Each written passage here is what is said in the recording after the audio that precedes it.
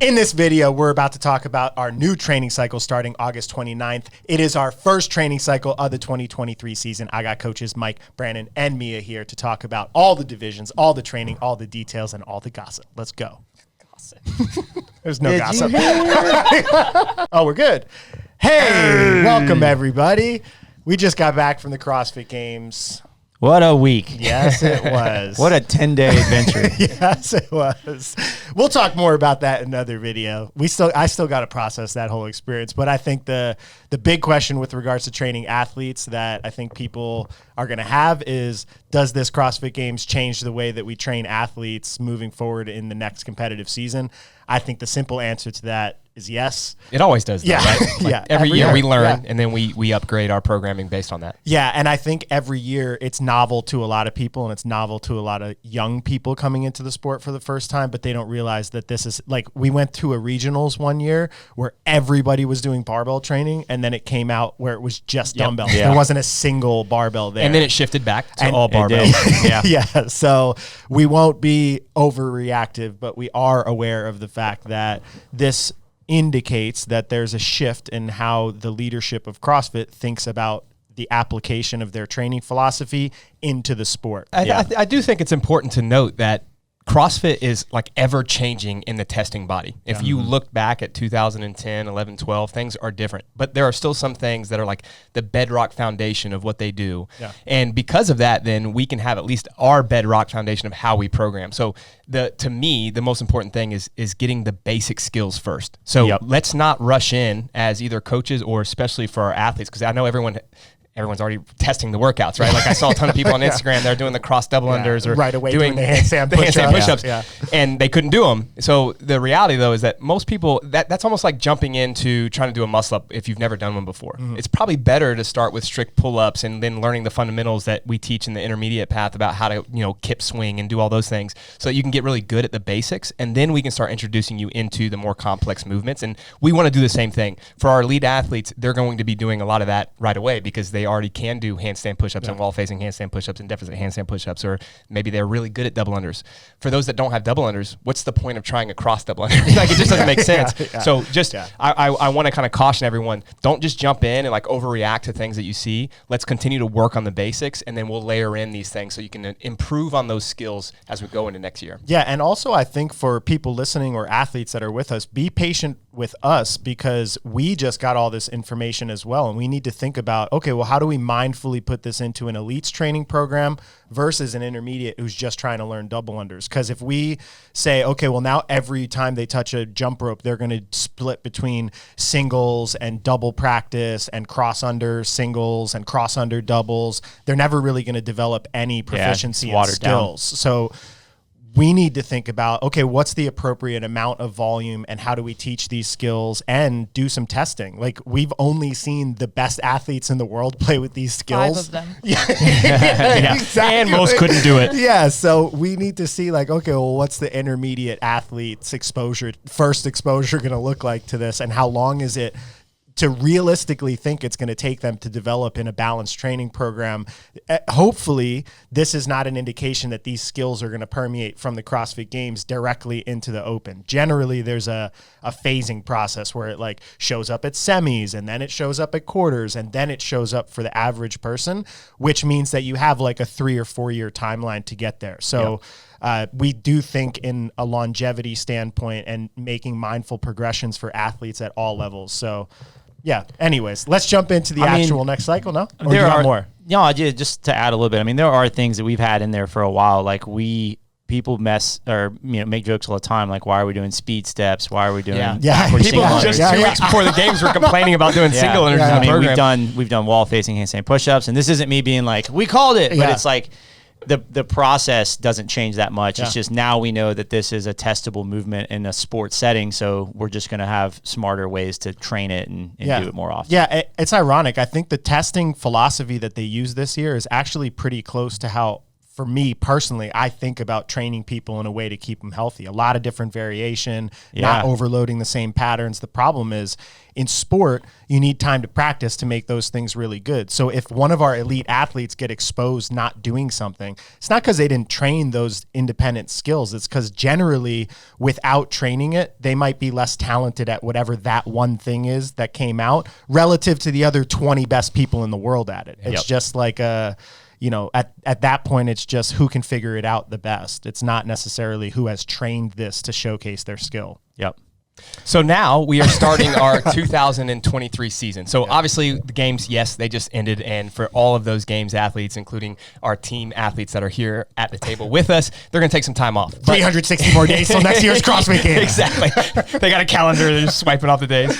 But for the rest of us, those that maybe just made it through quarterfinals or even those semifinal athletes, we've had some time to kind of decompress. You guys went through a true off season, a deload, and now it's time to start thinking about, okay, how do we prepare for the 2023 Open, quarterfinals, semifinals? I know it still seems like a long ways off, but just like every year we look at January and we're like, where did the last 6 months go? I didn't train hard. So we're going to start our season now and make sure that everyone's focused on improving their strengths and obviously improving their weaknesses.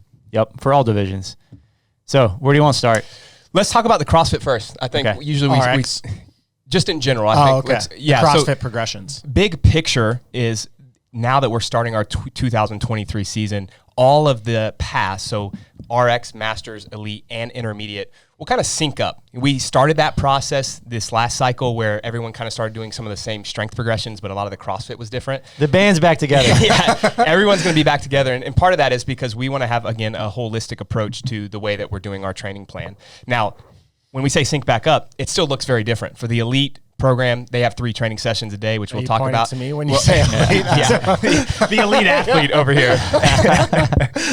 The Elite program will have 3 sessions a day, which includes a strength, a CrossFit, and an endurance portion. Intermediate, RX, and Masters have 1 session per day, but the way those look is even different. So RX is obviously those that are preparing for quarterfinals or even those that want to make semifinals.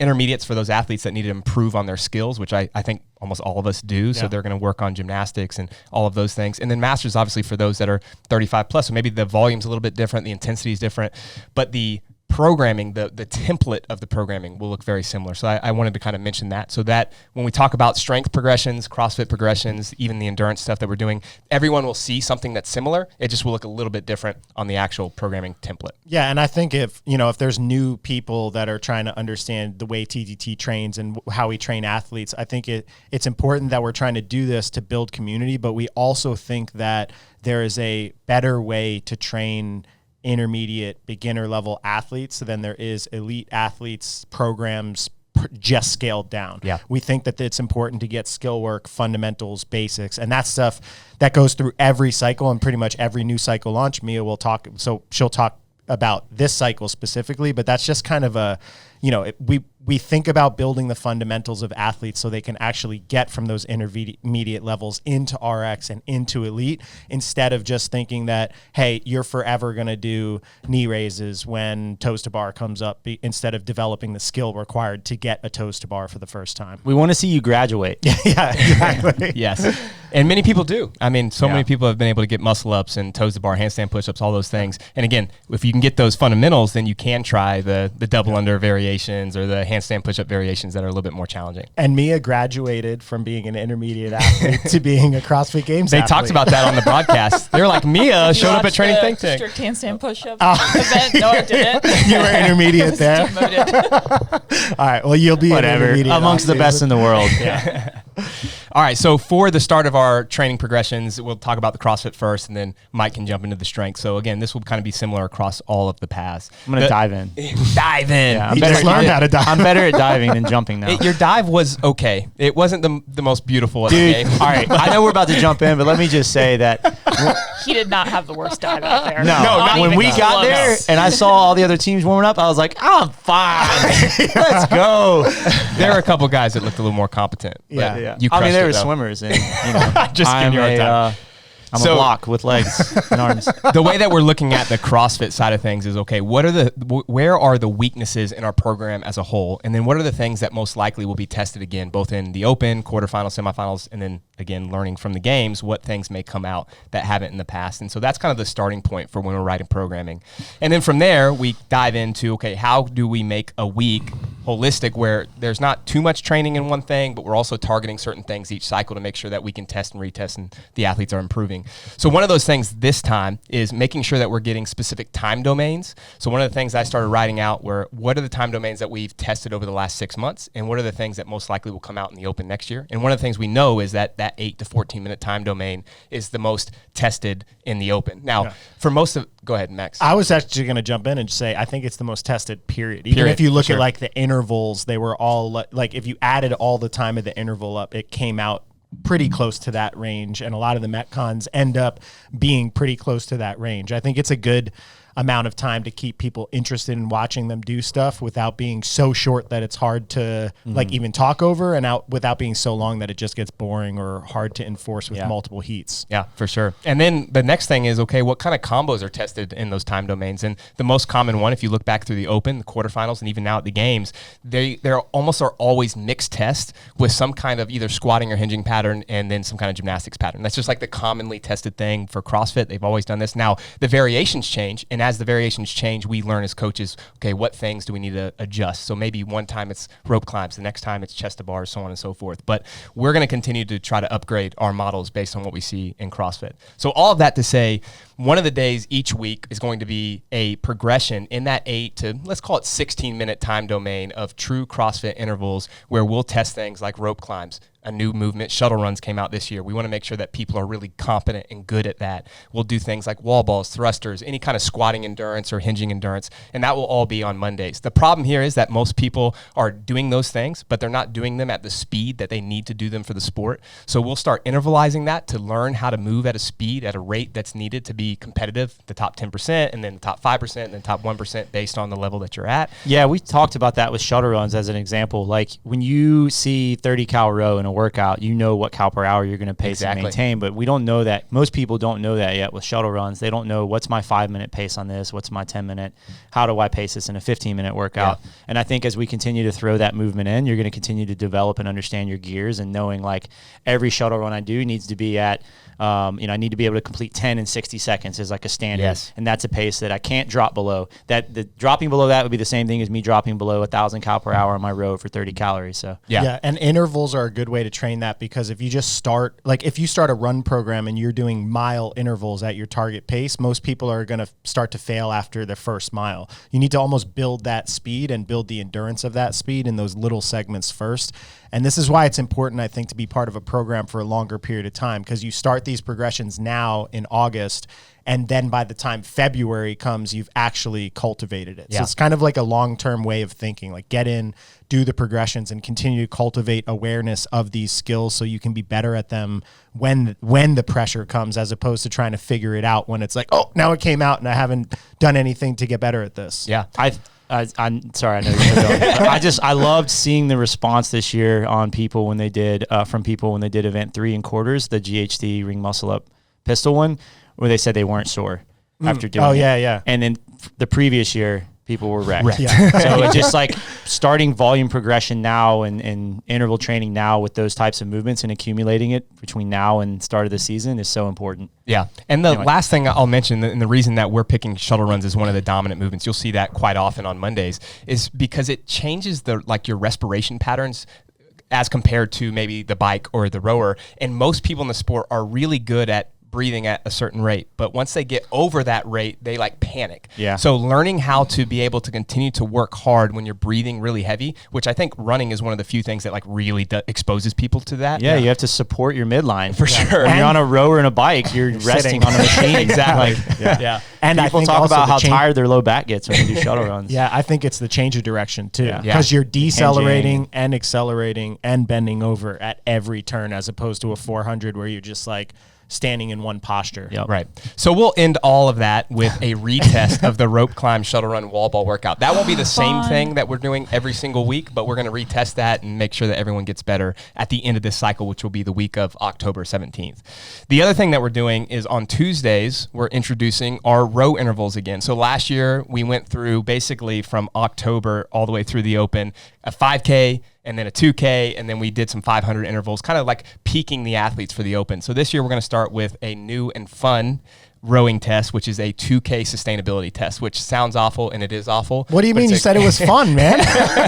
How's it awful and Awesomely fun. Yeah. But it's a really fun. good way to be able to introduce the rower again. That's the thing that's always been tested. That's like a now in the Open or quarterfinals, that's like the one remaining piece of machine that you'll see. And one of the things we noticed at the games is almost everything was mixed with a machine or running or swimming and ski erg. So it's like that may be something that just everyone needs to be very, very comfortable with. The other thing too is like it's a good way to be able to build your rowing capacity, but at the same time it translates into or transfers over to all the other things of sport, learning how to breathe, learning how to deal with a high heart rate, and just building your overall aerobic capacity. So on Tuesdays, we'll be building that into the progressions. And then we will switch, kind of, Mike's going to talk about this with A and B weeks, but on Wednesdays and Fridays, we'll alternate kind of based on what the Throwdown is on Saturdays between a speed-based day and what I'll call just like a true CrossFit day. Our speed-based day kind of goes back to that concept of we see our athletes are getting really good at moving sustainably for 20 minutes at a time or for 10-minute intervals or just for a workout that comes out in the Open, but they're still losing workouts. Why is that? That's because their movement speed is not fast enough to support the work that's needed in the sport now. So we want to teach our athletes to be super efficient at the movements that they're doing, but also to be super fast at the movement. So this comes as tiers. You need to be able to do a handstand push-up first. You need to be able to do a thruster well first. But once you get that, especially in our RX and Elite path, we need you to be able to do them faster. So like we watched Frazier and Friendly Fran, and he beat everyone by a minute. Other guys went unbroken or almost unbroken that workout. How did he beat them by so much? Yep. It's because he was averaging 1.5 seconds per rep on a thruster where everyone else was averaging 1.9 or 2 seconds per rep. So learning how to be faster at movements matters. So we'll have some really cool variations of how to do that with some EMOMs or just like a 20 seconds on, 1 minute off, where we're working on being as fast as possible with different movements. Yeah, I'm excited for these intervals. I think a good example of where you saw speed preservation importance is the first workout of the Open with the box jump over, dumbbell snatch, and wall walk, right? Yeah. Like the short amount of volume of wall walks was speed focused. Like you had to be able to get down, get up in a few steps. Yep. The box jump over, footwork, and then the dumbbell snatch, like cycling, switching hands, and just being really aggressive. And I watched many people with a very comparable engine at the elite level lose by a round just because of turnover and speed and transition to the wall, just so, all of that stuff. So I think that type of training is really important. You don't always get better at that just doing 15-minute AMRAPs all the time. I feel like we used to have to I specifically used to have to convince people all the time that they had to do interval work to get better at conditioning. Eventually I think that became like a more normalized thing, especially when people were doing endurance training, like purely on the rower and stuff.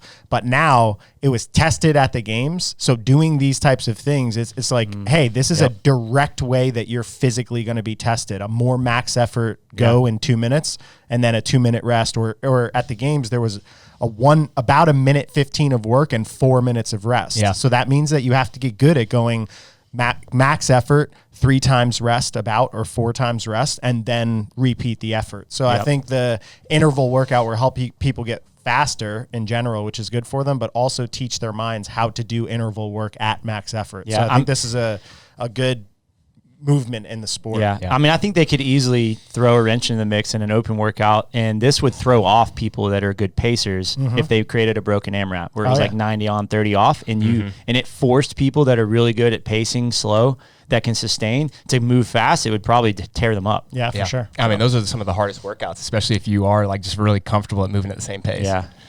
So then the last training day outside of our Throwdown, which we'll talk about, is what we'll call just like our true CrossFit day. One of the things that we really like to do is still create some variance. We talked about this at the beginning of the video where we never know what's going to come out with CrossFit. We know that the whole concept of CrossFit is constantly varied. So we want to also introduce some of that. So we have structure with everything that we do, but we also have a training day where each week you're going to see something that looks completely different. It's just true CrossFit, 5 rounds for time, 12-minute AMRAP, broken AMRAPs, intervals. It'll change every single week with movements that we haven't tested for that week and things that we've identified as weaknesses within our community. We should call that the Hopper Day. Because that goes with their model. What it is. But we're not picking it out of a hopper, but it's kind of that. I mean, it essentially is. You know, basically, we look at these movements, and when we wrote the program, we're okay, here are these 12 movements that we haven't touched this week, and let's randomize it. And that's exactly how we came with those workouts. We intervalize and we randomize. Oh, baby. Randomized, intervalized. The last thing is we still have our Throwdown. So we haven't been making the videos like we do. We'll come back with that. I was actually just thinking about that. I kind of want to do them again. We will have that coming back soon, Chris. Maybe. At some point. Yeah. But for now, we still release those every Thursday at 1 p.m. So if you're in our program, you'll see on your timeline where it says to be announced, right? And then on Thursdays, we announce that workout with all the standards, and we'll have a competition leaderboard for that. It says TBA, but it means to be announced. Should I just write to be announced? I know some people have asked that. And that is, again, another randomized day of CrossFit where our coaches come together. Everyone writes those, so it's unbiased, at least somewhat unbiased. Yeah. And we all have our biases. Yes, for sure. But that's why all of us write them. And those are a fun day to just compete and throw down with the people in your gym. Yeah, my biases they're always fun, and Mia's are yucky. Mia's are always I feel like mine haven't been chosen in a while. They're so hard. They're so hard. Yours, you have one this weekend. You just didn't know that yet. Yeah, exactly. I'm not doing it. Well, since we have not one, but 2 athletes who were on a CrossFit Games team that finished 12th in a strength event, no better people than Mia and Mike to talk about our strength progressions. Can we talk about unracking a 1RM front squat from your blocks? Sticking point? Because jerk blocks was as at low as possible. I saw people standing up their jerks like they had to split squat to stand it all the way Event up. 2 of the CrossFit Games is a 1 rep max 1 1/4 front squat. It was harder to get it off the blocks than to squat it. That was definitely a challenge. Anyways, tell us how you got so strong, Mike. All right. Well, or how you'll use your strength to get other I'll people tell you stronger. how I'm going to get people strong in this program. I like that. Yeah. So a big thing that we see, and this is an issue with a lot of group models of programming, is strength progressions are difficult to get everyone better at all strength elements at the same time. But in CrossFit, it's super important because they're testing absolute strength lifts now. They're testing strongman work. They're testing Olympic lifts. And we just can't periodize one thing at a time that often because people come in and program at different times.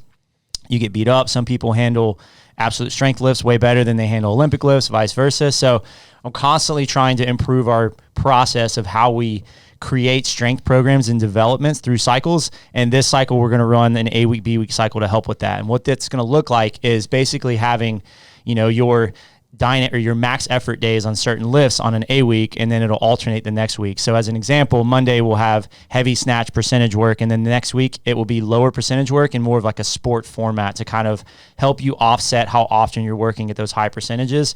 And then contrary to that, a few days later, you might have snatch being, the heavy focus on Monday. You're going to have Wednesday be the clean and jerk, more sport dynamic effort focus. And then the next Wednesday, it would be the heavy clean and jerk. So we're going to alternate it like that. And so just to try to get clarity on that, the snatch, if it's heavy, would be 5 singles at a certain percentage. Yeah. And then the next week, if it was sport specific, it might be snatch ladders or 10 for time at a certain weight where people are practicing cycling at lower weights. Exactly, right? So giving a break on the high percentages, and what I'm saying is high percentages for CrossFit is 85 and up. Above. Yeah, that's usually where you don't want to repeat that on a consistent basis because I just see trends in people starting to break down when you hit 90% every single week all the time and you never take a break from it. So, but I do see I see with CrossFitters, I see people get a lot stronger doing high intensity work with 75 to 80% range. It keeps them healthy and allows them to keep speed high. And it allows them when they come back to the heavier percentage work, a few days later, the next week, they're able to hit it with intensity and they're not beat up from that session. Yeah. I think because there's so much fatigue in the system, a 75% lift when you're at a lot of fatigue, like if you just did 2 minutes of burpees and double unders, feels to your body like a 90% lift because you are so fatigued, but the mechanical system doesn't sense that much pain because it's still well below what your body could do if it was in a more fresh state. So I feel like for elite athletes, for sure, it's a great way to get them stronger. Yeah, absolutely. So, I mean, we'll still have, accessory lifts like we'll do snatch pulls, we'll do overhead squat, positional work, we'll have back squats. And an example to talk about, like the B week for like the snatch percentage work is going to be more sport based, doing something like a 3-minute AMRAP at 80% or 30 squat snatch for time at, the 225, 155 range. And we'll reduce that down based on division. That's elite. And that's elite. It might be exactly 205, 155, 185, 125 per division. And then another big change is Tuesdays. We're actually going to have some barbell cycling. It's usually like Monday, Wednesday, or barbell strength development. And then Tuesday is like mostly gymnastics focus. I'm going to add in some speed work with a barbell on Tuesday. It's not going to be really heavy. It's going to be like 70 to 80% range. And you might be doing endurance work or repeatability work where it's like one hang power clean every 20 seconds. You shouldn't walk away from it feeling beat up, but you're still getting touches on barbell cycling, mostly power positions, taking a break from the squat, and then we'll have bodybuilding movements to support that. So like some supinated barbell bent over rows, wide grip strict pull-ups. Elite will have sometimes a little bit more volume on those days for more gymnastics development. Wednesdays, heavy clean and jerk as talked about on the A week. The A week front squat percentage work. So this is where we'll have Monday being like a heavier back squat day. So the following day is going to be more percentage work on a different style of squat. In this case, it's going to be like an EMOM with 3 front squats at 65%, and that being speed focused. Also too, with it following up like a heavy clean and jerk. And then every 5 minutes, something as an example, we've got some split squat work and more band assisted glute ham raises, more accessory focused work that we'll do on Wednesdays. So the strength will be intense, but it's going to be a bit of a shorter session that day. And then elite, very similar pattern there. Fridays, power snatch development. You'll see an alternating session here with A week, B week. On Fridays, we'll have barbell cycling work, and then the next week will be dumbbell cycling work. So obviously with the games, putting out more heavy cycling on dumbbells, we had at one of our events, I realized how important it is to actually cycle heavier loads for those that are kind of working at the elite or semifinal level. And we saw them start introducing 70-pound dumbbells in the online qualifiers. So we want to make sure that like we're just getting really good at cycling that just as confident as you are with a barbell. Yeah, and that, there was that 1 year where they announced, the first time they brought a dumbbell into the open, maybe it was 2018, where they announced it months ahead of time. So I wouldn't be surprised if one of CrossFit's directives is to get information out about the season earlier. And I know that they have talked to some of the coaches and athletes, and they're trying to they already put the dates for next year out, and they're going to try to get information out. I wouldn't be surprised if something comes out that's like, hey, for the open, now you need a 70, or for quarterfinal. Then this is going to just start to mean that people need to be strong in a variety of ways, not just with a barbell. I don't think it's asking a ton for them, or it wouldn't be them asking a ton from affiliates to say like quarterfinals, you need 70-pound dumbbells. Like, they already, I think Masters use them, right? Yeah, one. Yeah, one of them. Yeah. So anyway, just making sure that everyone's prepared for that. We'll have some hip thrusts on Fridays. Saturdays we'll have bench press development, strongman work. This will be a mix of things like yoke walks if you have access to it. We always provide equipment substitutions, but these movements have to be in. And again, like the variation of strongman elements we saw at the games this year, there was so much of it. I feel like they just took everything they could think of and put it in some format where it was important. It wasn't like they just threw it in and it was like an afterthought. Like most of the elements, it was important to be good at it. The Madison run where you had to be good at carrying the sandbag. You had to be good at flipping the pig. The yoke walk workout, you had to be good at carrying the yoke. Yeah, some people couldn't even pick it up. Exactly. Whereas like most workouts, kind of like the row, for example, from the previous year, like the 600-meter row was just kind of like there. I feel like they're getting smarter about, if you're going to be tested in an element, it's going to be important. Yeah, and it's going to be generally at a threshold that it is a separator. Yeah. Like just by it being in the workout, it's like, oh, people who are good at this are going to separate themselves, and people who can't do it are going to take last. Yeah. So that's addressing the elite side, right? Like I'm not saying that we'll see this stuff in quarters, but I think we'll see a trickle down into semis with it. And then I think on the quarters level, we'll see things like more difficult rope climb variations. So we're going to keep adding that stuff in, and you'll see most of that on Saturdays. Yeah, I would say this is just like a general thought. Sandbags are probably one of the most likely things that we start to see trickle down earlier, especially in semifinals, because they can be used for multiple purposes. Like heavy sandbags can be used for strength, like we saw at the games. They also could be used for Metcons at lighter sandbags. And from a shipping perspective, the loading to ship them to a competition is so low. It's true, because you get the sand there in person. So it's something that I could see logistically costing a lot less for organizations to put on. And I think, it's an easy standard to be able to observe and to be able to enforce. And I could see that being something that comes down. Yeah. Yeah. So, an alternative week to those would be, 1 week more strongman bar carrying type focus, like farmer carry, yoke work. The next week, more sandbag focused. Kettlebell work. We're going to see a lot of kettlebell cycling, just making sure that all strength elements are being touched. All right. Boom. You cut that off. Yeah, no. The end. Yeah, you talked really quickly there. You got it all in. My thoughts have concluded. Yeah, so that's Elite and RX. That's like the basic framework of everything that we're doing from a CrossFit and from a strength perspective. Mia, hi. You have the floor. Intermediates. How are you taking that and make it right for the intermediates?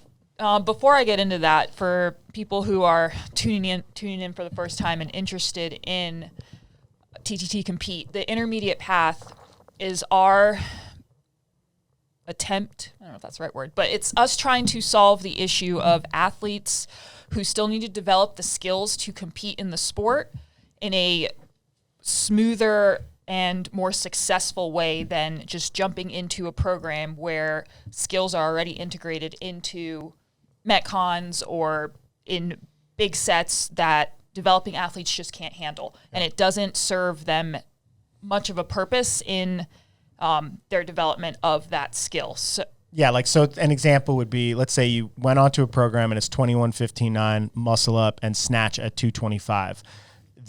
Obviously the elite athlete can do that, and then the scaling option, if you can't do that, would be something like 15-12-9 of jumping muscle ups and a lighter snatch, which never really gives them an opportunity to develop the snatch, but they get an opportunity to do a workout like it feels the pro good. I'm is sweating. doing it. Right. So we don't really believe that that's the way if you want to get better. It is a way to train, and if that's how you want to train, that's okay. But if you actually want to develop a muscle up, you need to be putting in the requisite amount of pulling, skill work, and doing all of that stuff. So right, and it also goes for the level above that as well. Maybe you have a muscle up, but if you're trying to do a 21-15-9, you're doing singles, and you'll either get time capped only having done 5 ring muscle ups, or it's a 40-minute long workout for you. So it's it's bridging the gap between you either do not have the skill, or you have developed the skill, but you are not ready to fully test that skill under fatigue. You need to develop it more. Yeah, like it might be one muscle up,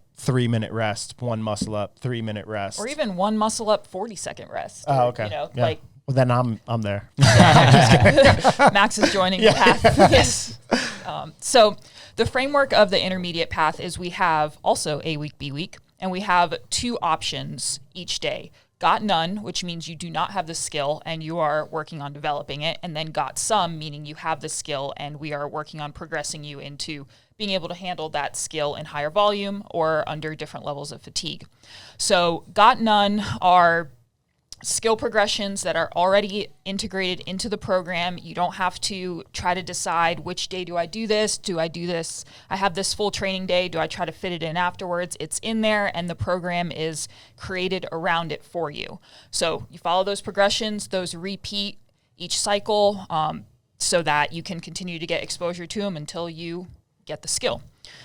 Then you have the got some progression, which this cycle, our focus for that is to work on developing your skills under some muscular fatigue. So an example would be you have ring muscle ups, you've trained them, but in the open, it comes out with rowing and wall balls.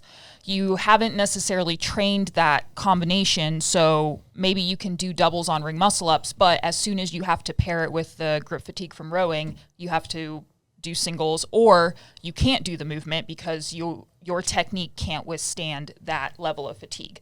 So we're working on intervals, progressions of grip fatigue into muscle ups, shoulder fatigue into handstand push-ups. Those are just some examples to help you be able to withstand those combinations and also make sure that you can still do those skills when you're under that level of fatigue. Yeah, I mean, that's a big part of this sport is essentially just being able to do the things you can do while you're fresh when you're tired. Like, because every workout you're tired. That sounds obvious when we say it, right? But for intermediate level athletes, I believe that a lot of times they skip that level of development and they go straight into, all right, I can do it, so now I'm going to do a Metcon with it.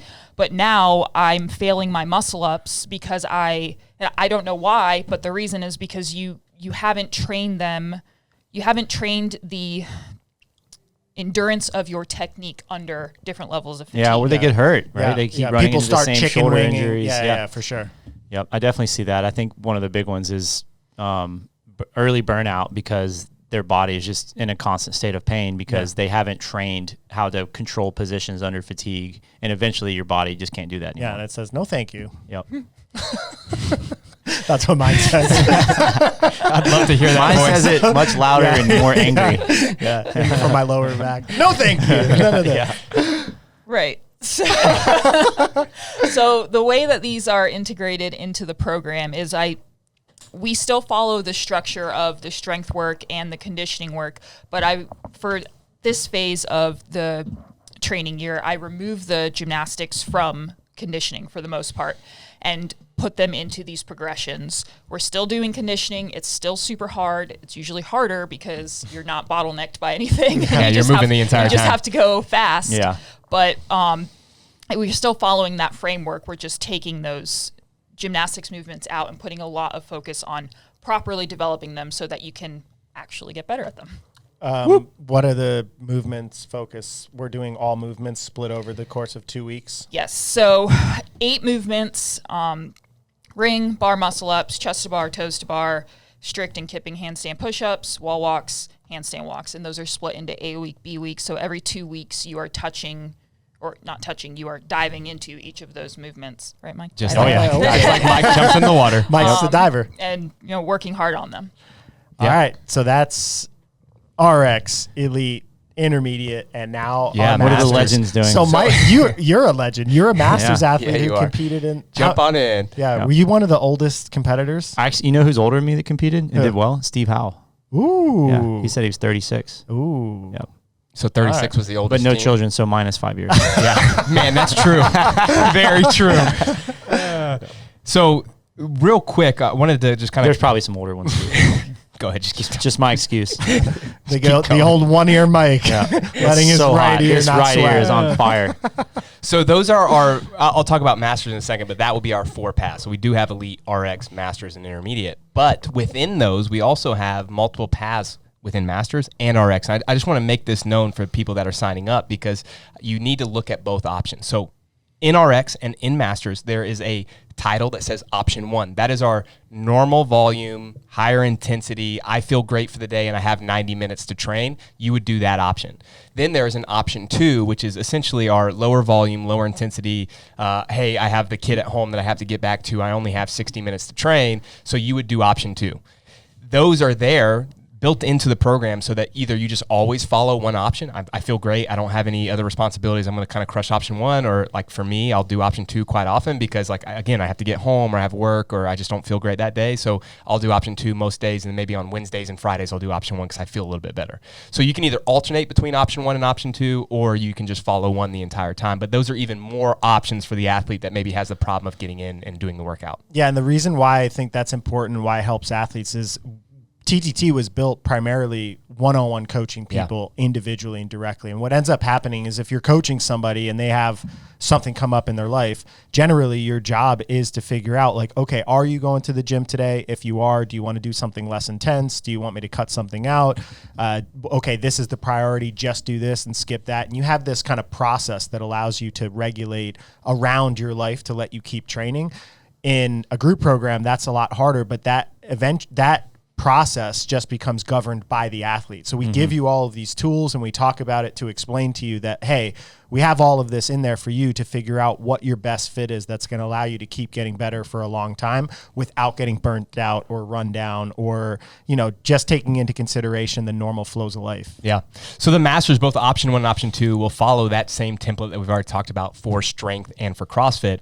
It's just dialed down a little bit differently based on the needs of the Masters athlete. So we have looked now at the tests that were at the games for those that maybe will make it, the tests at semifinals and then the quarterfinal tests. And we kind of game plan a little bit differently just based on maybe the loading, the time parameters, the overall testing body, and we make some slight adjustments. You may see things like more intervals, more EMOMs, days where there's maybe a little bit more mobility work, which I know some people hate, but the reality is as you age, you need to take care of your joints probably a little bit more than when you're 18 or 20, or when you have kids, you're doing less of that. So we're building it into the training program so you're not having to worry about that at home. Yeah. For those of you that are out there that hate doing movement work or mobility work or stretching or not being intense. Yeah. I'll just tell you, you'll hate being severely injured a lot more than you'll hate putting 15 minutes of extra work into your training to avoid those situations from happening. And there were 2 bicep tears in the Masters at the CrossFit Games. Those types of things happen when you're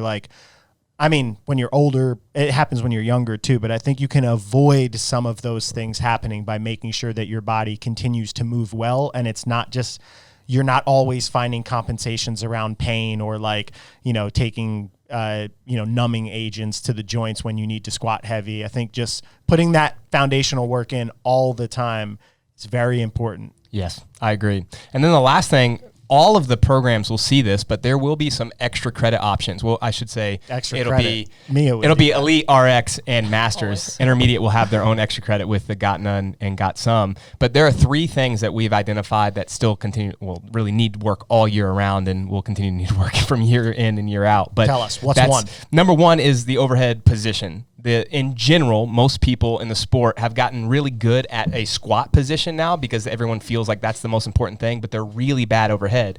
The reality in the sport is that more things are testing the overhead position than the squat position. You can get away with dropping a foot back or turning your feet out. You can't get away with that when you're doing gymnastics work overhead, when you're doing thrusters overhead, when you're doing handstand push-ups, handstand walking, snatch, you name it. Anything or dumbbell or kettlebell overhead versus a barbell. Yes. It's an epidemic. I mean, even the guy at the airport, when you stand in the little scanner, his arms are bent like that. We need to change this. You got to get in there. Yeah. I'm like, this dude needs to be streamlined. All right, that's 1. What's 2, Brandon? Number 2. Bar muscle-ups. We worked on ring muscle-ups last cycle, so we're going to go into the bar muscle-up and build some capacity there. And then talking about overhead position, handstand push-ups, which you will see some wall facing. For Elite, you'll see deficit wall facing. But just in general, that's such a separator that most people aren't very good at. You see 16-inch step-ups onto the wall, too. Yes. Oh, man. I know. Watch people. Yeah. That's actually a good thought. Yeah. Maybe we should add that and there's no bailout strategy. Yeah, they're like, you're not allowed to cartwheel out. I know. I just watch people melt on their face. But people, you mean me? You weren't alone. All right. Well, we'll add that in as well. Yeah. So those are the 3 things that we'll have some extra credit work for. All right. One last thing. For those that love it and for those that hate it, talk about the movement and mobility track. Yeah, so we added this last cycle, and it was a huge hit. I actually integrated a lot of that into some of the programs, and even more so, we will add that in as some options, especially in the Masters Path this next cycle. But essentially, that is a true mobility session that is given to you each day, 7 days of a week. Is it 7 or 6 or 7 days? 6 days a week. 6 days a week, we have a mobility option for you where it will target certain things. So maybe it's your squat position, it's your overhead position, it's working on your shoulder extension or shoulder flexion. Kyle Habdo wrote a thoracic rotation piece, which is really important, especially now with kettlebells and dumbbells in the sport. Yeah. So you will have those options. And the cool thing is, you can either follow it every single day or pick the things that you know that you need to work on. It's 5 days a week. 5 days. Did he change it? No, it's 6 days a week. Yeah, I was going to say there's 6 days. My bad. So let's say for me, I want to work on my squat position. Well, I could just pick that day and then maybe one other day if I'm busy and then add that into my training. If you have time, then do all 6 days. Just like Max said earlier, it's worth taking the time now so that you're not hurt later on. Yeah, I mean, so we put some of the movement in general into the program, like Mike was explaining in the strength with the hip thrusts and Brandon with accessory work. Like there's some movement in there, but if you truly want to make change to your movement, you want to improve your squat, for example, it requires more than what's in the program. Yeah. And because you're also trying to offset what the program could potentially be doing to tighten you up and make you tired. So that path could be used as your second session of the day to like open your positions up if you're super tight. It could be used as a deload if you're just like, hey, I'm beat up today, I want to do it. Or it could be used as like a cherry pick the things that are most valuable to you. It's just kind of our way of emphasizing to you how important movement is and giving you some extra tools so that you can continue to improve the efficiency of the way that you move and limit your injury risk long term. And that is written by a physical therapist. He knows what he's doing, and it's awesome. Yeah, I mean, I've followed some of the sessions, and they are fantastic. Yep. All righty. So that's what we're doing for training. I'm excited for the season. I love the new change in terms of programming structure. I think it kind of breathes new life into purpose behind variations and progressions that we can get back into training more consistently. Yeah. There's one more surprise for everybody that's in the program. We're going to be delivering on a new platform. We'll send you an email before this video comes out for everyone else. Yeah, we're excited. You won't know the difference. Yeah, you're just going to sign up and train with us. All right. Yeah, I think that's it. Does anyone else have a cool sign off? Brandon, give us a sign off. Sign off. Join us. 2023 season. You have it down. Yep, there we go. There we go. All right. This concludes 2022 season.